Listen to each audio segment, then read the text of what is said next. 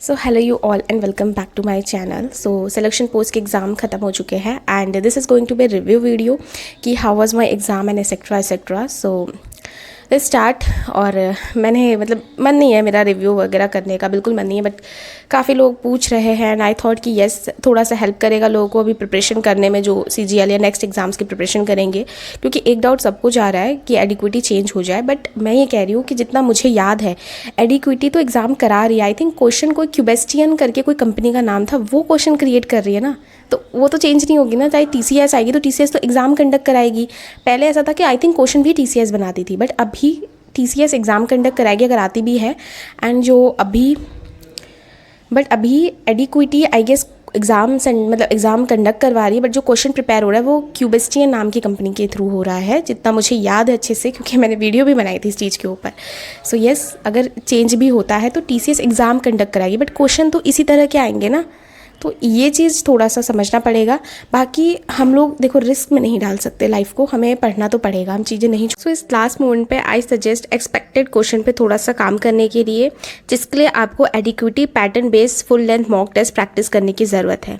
आपको ये किरण पे मिल जाएगा, अभी वहाँ पे एक अवेलेबल हो चुका है। 8 अगस्त तक आपको सारे ही जो 5 मॉक टेस्ट एग्जाम से पहले मिल जाएंगे, आप इसको लगा सकते हैं। अगर एग्ज़ाम पोस्टपोन होता है तो यहाँ पे आपको और भी मॉक टेस्ट अवेलेबल करा दिए जाएंगे, बट एग्ज़ाम से पहले लगा के जाना, क्योंकि आप सबको पता है कि टॉपर्स भी किरण को सजेस्ट करते हैं। इनकी बुक भी काफ़ी बेस्ट रही है, इनके मॉक टेस्ट भी न्यू पैटर्न पे बेस्ड है, AI इनेबल है, जो कि प्रिपरेशन में आपकी हेल्प करेगा।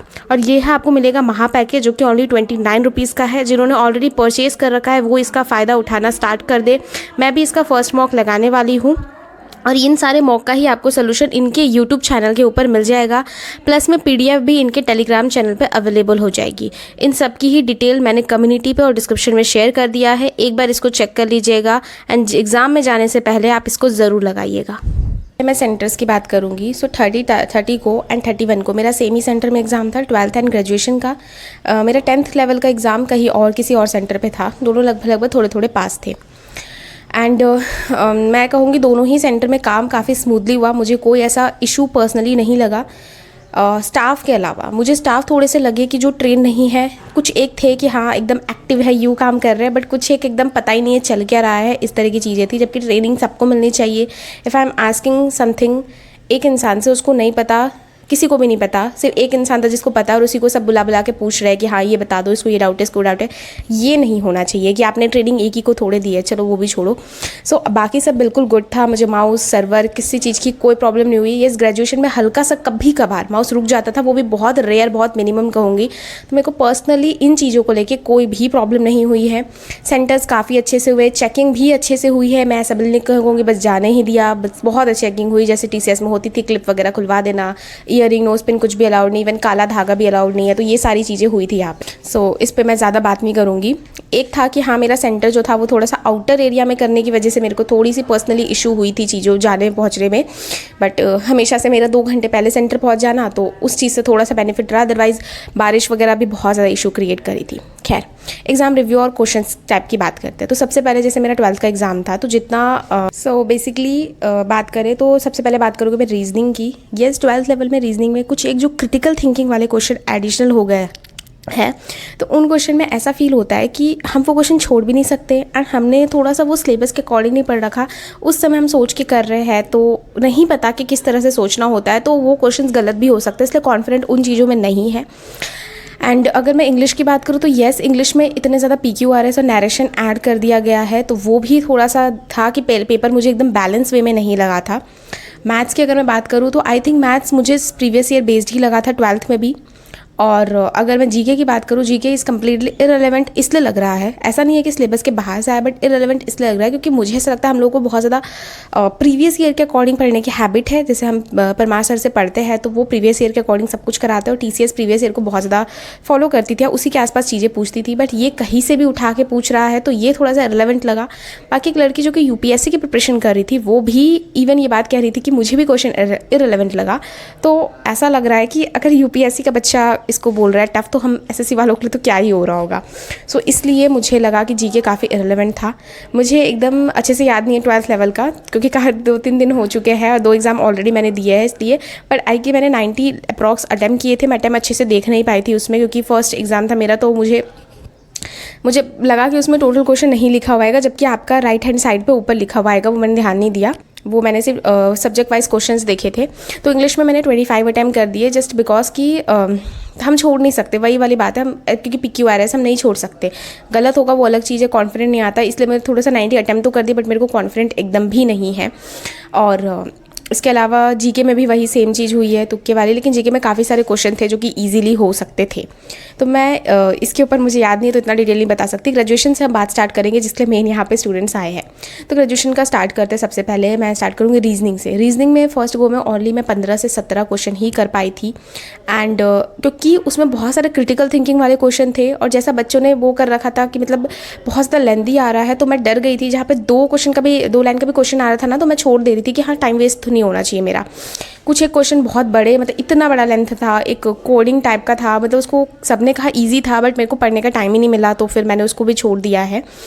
तो मैं फर्स्ट गो में से 15 से 17 क्वेश्चन कर पाई थी आई गेस। एंड फिर मैंने छोड़ के मैं इंग्लिश पे चली गई। इंग्लिश में मेरा ये था कि फर्स्ट गो में से मैं वोकैबुलरी अटेम्प्ट कर रही हूँ, क्योंकि ऐसा ही रहता था, मैं PQRS हमेशा छोड़ देती थी, नरेशन एंड एरर वगैरह करती थी। बट ये तो PQRS से ही पूरा भरा हुआ था।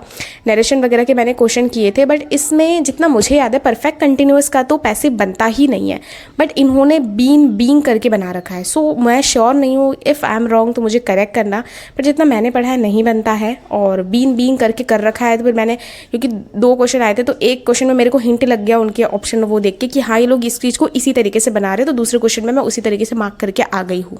एंड इंग्लिश की बात करें, मेरे को इंग्लिश कंप्लीटली PYQ बेस्ड ही लग रहा था, मतलब पूरा, लेकिन यही था कि आपने PQRS और नरेशन बहुत दे रखा था। इंग्लिश का पेपर बिल्कुल भी बैलेंस वे में नहीं था।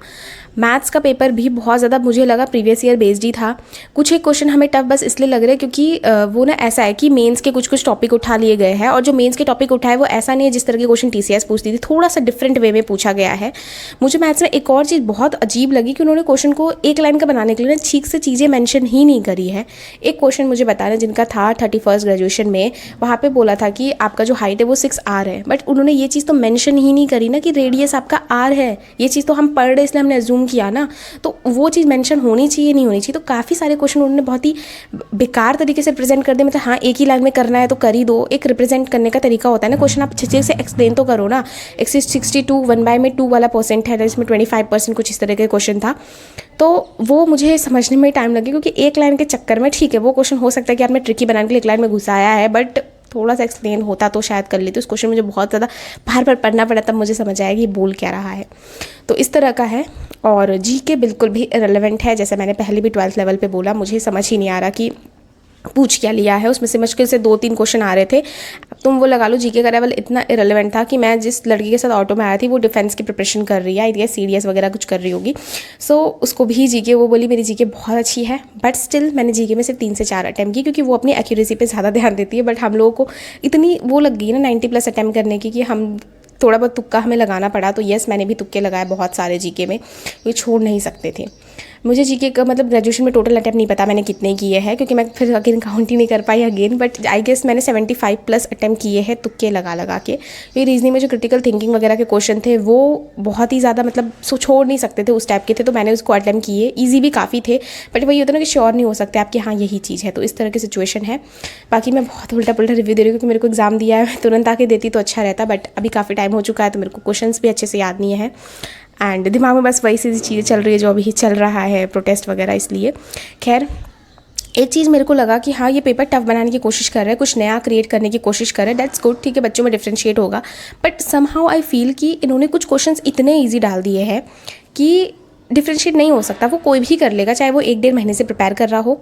कुछ क्वेश्चन इतने अजीब है, मैं टफ नहीं कहूँगी, कुछ क्वेश्चन इतने अजीब है कि मतलब पढ़ने वाला बच्चा भी नहीं कर पा रहा, क्योंकि आपने आउट ऑफ सिलेबस दे दिया। तो ये कैसे डिफ्रेंशिएट क्रिएट करेगा, एक रिपीटर्स में, एक बार बार पढ़ने वाले बच्चों में, एक अच्छे बच्चे में, एक जो भी जिसने प्रिपरेशन स्टार्ट करी है। तो आपको डिफ्रेंशिएट क्रिएट करना है, तो थोड़ा सा उस अकॉर्डिंग पेपर एक बैलेंस वे में होना चाहिए, वो मेरे को नहीं दिखा। पेपर देने के बाद बस मेरे मन में एक ही वर्ड आता है कि इतना अजीब पेपर था। I don't know why, but yes लग रहा था। इसके अलावा मैं अगर शॉर्ट में कहूँ तो मेरे को मैथ्स का एंड इंग्लिश का मेरे को प्रीवियस ईयर बेस्ड ही लगा। मेरे को इतना कुछ खास ऐसे नहीं कहूँगा पीवाई की उठ के आ गए, बट येस वोकैबलरी वगैरह जो पढ़ रखी थी उसी में से आई थी। मे बी मेरा थोड़ा सा उस ईजियर साइड चला गया होगा इंग्लिश वगैरह, क्योंकि मेरे से जो पहले शिफ्ट के बच्चे थे उनका इंग्लिश काफ़ी टफ था, उनकी रीजनिंग ईजी थी, बट मुझे मेरे में रीजनिंग थोड़ी सी टफ लगी, क्योंकि मैंने बताया क्रिटिकल थिंकिंग वाले क्वेश्चन ज़्यादा थे एंड सीरीज़ का क्वेश्चन तो इतना अजीब कि पूछो ही मत। 2 सीरीज़ के क्वेश्चन थे, दोनों में से एक भी नहीं हुए एंड मैंने अपने कम्युनिटी पे भी डाला था वो क्वेश्चन, अभी तक मुझे अच्छे से कोई भी रिप्लाई नहीं आया, क्योंकि ऑप्शंस में थे ही नहीं वो चीज़ें। मोड वाला क्वेश्चन आया था, वो भी ठीक था मुझे, मतलब जिसने मोड पहले पढ़ रखा है स्कूल टाइम में, अब कोडिंग वगैरह मैथ्स में पढ़ाई जाती है चीज़ें तो उनने कर लिया होगा। मैंने अपने ग्रेजुएशन में पढ़ा था, क्योंकि हम कोडिंग के टाइम मोड वगैरह करते थे तो इसलिए मुझे याद था, तो मैंने वो अटेम्प्ट कर लिया था। बाकी तो इतना ही मैं ग्रेजुएशन का कहूँगी। 10th लेवल वॉज बहुत ज़्यादा इजी, जिसमें आई गेस मैंने 97 कुछ 98 अटेम्प्ट कर लिए हैं। एंड जीके में येस मैंने तुक्का लगाया, क्योंकि जीके इसमें भी irrelevant, but if I talk about reasoning again इसमें क्रिटिकल थिंकिंग वाले ज़्यादा क्वेश्चन थे, बट वो ईजियर साइड थे। इंग्लिश में भी काफ़ी सारा मुझे नॉर्मल लगा, एकदम ऐसा कोई हाई फाई वोकैबलरी नहीं लगी। कुछ एक वोकैबलरी थी, एक मुझे लगी कि मैंने कभी नहीं देख रखी, मे बी मैंने ना पढ़ी हो, इसलिए मैं उसको बिल्कुल भी इंतजाम नहीं दिखाऊंगी कि बाहर से आया था, बट कुछ इस तरह का ही था ये चीज़ें। एंड इसके बाद बात करूँ अगर मैं मैथ्स की, तो मैथ्स मुझे ऐसा लगा कि येस मैथ्स में 10th के लेवल में 1-2 क्वेश्चन ऐसे थे जो काफ़ी टाइम से, मतलब जिसने अच्छे से एडवांस मैथ्स वगैरह कुछ नहीं पढ़ रखा वो थोड़ा सा छोड़ सकता है वो क्वेश्चंस। जो रिपीटर्स है, जो काफ़ी टाइम से प्रिपेयर कर रहे हैं, वो डेफिनेटली इन चीज़ों को अटेम्प्ट कर ही लेंगे। सो कुछ इस तरह का रिव्यू था एग्ज़ाम का। आई गेस मैं डिटेल में दे पाई हूँ। एंड मैं अगर शॉर्ट में बोलूँ कि अभी क्या है, मतलब पूरा एग्ज़ाम देने के बाद मैं अगर शॉर्ट में बोलूँ तो देखो हमारे पास बहुत कम दिन है CGL के लिए। अगर पोस्टपोन भी होता है तो ज़्यादा से ज़्यादा 10 दिन, 20 दिन, 30 दिन, 1 महीना, उसके बाद हमको इन दिनों को बिल्कुल हम कुछ नया नहीं कर सकते जो पढ़ रखा है, क्योंकि 70% पेपर जो है वो थोड़ा सा प्रीवियस ईयर बेस्ड ही है, तो हम उस 30% के चक्कर में हम 70% नहीं लूज़ कर सकते। इसलिए जो जितना पढ़ रखा उसको तो अच्छे से रिविजन करो। मैथ्स के लिए पर्सनली मेरा ये सजेशन है कि मैथ्स में हमेशा कॉन्सेप्ट वही रहते हैं, बस चीज़ें चेंज होती है, तो आप अपने कॉन्सेप्ट को बहुत अच्छे से क्लियर कर लो, स्पीड बढ़ा लो, कॉन्सेप्ट क्लियर कर लो। स्पीड में इसलिए बढ़ाने को कह रही हूँ क्योंकि कुछ एक क्वेश्चन अगर ट्विस्ट करके आते हैं ना, तो आपके पास एटलीस्ट टाइम होना चाहिए उस क्वेश्चन को समझने का। और जिस रीज़न से मेरा थोड़ा सा ग्रेजुएशन का पेपर मैं कहूँगी नहीं मैं उतने अच्छे से अटेम्प्ट कर पाई, क्योंकि स्पीड नहीं थी, क्योंकि जब न्यू क्वेश्चन आ रहे थे तो उसको पढ़ने के लिए, समझने के लिए टाइम चाहिए आपको। और TCS में ये होता था कि आप देखे हुए क्वेश्चन आते थे तो आप उतना टाइम नहीं लगता था, ठीक है आपने देख रखा तो आप रीड करोगे, आप समझ आ जाएगा इसको ऐसे करना है, ये चीज़ थोड़ी सी थी। तो इसलिए अपनी स्पीड पर काम करना पड़ेगा, कैलकुलेशन स्पीड बढ़ानी पड़ेगी। इंग्लिश में मैं सबको ही बोलूँगी रीडिंग पे फोकस करने के लिए, क्योंकि मेरे तो कहीं पे भी क्लोज टेस्ट PQ मतलब क्लोज टेस्ट एंड ये पैसेज नहीं आया था, बट जिनका आया था वो बता रहे थे बहुत ज़्यादा टफ ऐसी वोकैबलरी थी जो कि हम कभी सुनी ही नहीं, ऐसी वोकैबलरी है। तो आई थिंक रीडिंग पे फोकस करना पड़ेगा। वो रीजनिंग के लिए मैं ये कहूँगी कि आपको थोड़ा सा जो नंबर सीरीज़ वगैरह वो बैंकिंग लेवल का प्रिपेयर करने के लिए नंबर सीरीज़ एटलीस्ट, बाकी चीज़ों तो नहीं, लेकिन नंबर सीरीज़ थोड़ा सा करने, क्योंकि ये लोग नंबर सीरीज़ काफ़ी ही अच्छा पूछ रहे हैं। और उससे क्या होगा ना कि कोडिंग डिकोडिंग में अगर वो लोग अजीबोगरीब पूछेंगे तो नंबर सीरीज़ में हमने जो नंबर के साथ प्रैक्टिस कर रखी है वो हमारा उधर भी काम आ जाएगा। बाकी कोडिंग डिकोडिंग तो आई गेस उतना ज़्यादा इन्होंने नहीं पूछा है, बट तो यही मेरा रिव्यू है। मैं अच्छे से वीडियो भी नहीं बना पा रही क्योंकि मैं एकदम डिस्टर्ब हूँ मेंटली ये चीज़ें देख के, बट ठीक है अब फोकस करना है। आज 2 तारीख है और मेरा कल ही एग्ज़ाम खत्म हुआ है। मेरा 3 दिन कंटिन्यूसली एग्ज़ाम था, बहुत ज़्यादा मतलब अप डाउन हो गया, बहुत ज़्यादा एग्ज़ाम देने जाना तो थी चीज़ें। मैंने आज थोड़ा सा रेस्ट डे रखा है, थोड़ा सा प्लानिंग डे रखा है। इवनिंग में मतलब दोपहर से मैं स्टडीज़ फिर अगेन स्टार्ट करूँगी। So that's it for this video and मिलते हैं। आप लोगों को अभी तो कुछ भी प्रोटेस्ट में पार्टिसिपेट करना निकले नहीं परमिशन मिली है, तो आप लोग स्टडीज़ पे ध्यान देंगे एंड दैट्स इट। तब तक के लिए बाय बाय, मिलते हैं किसी अगले वीडियो में।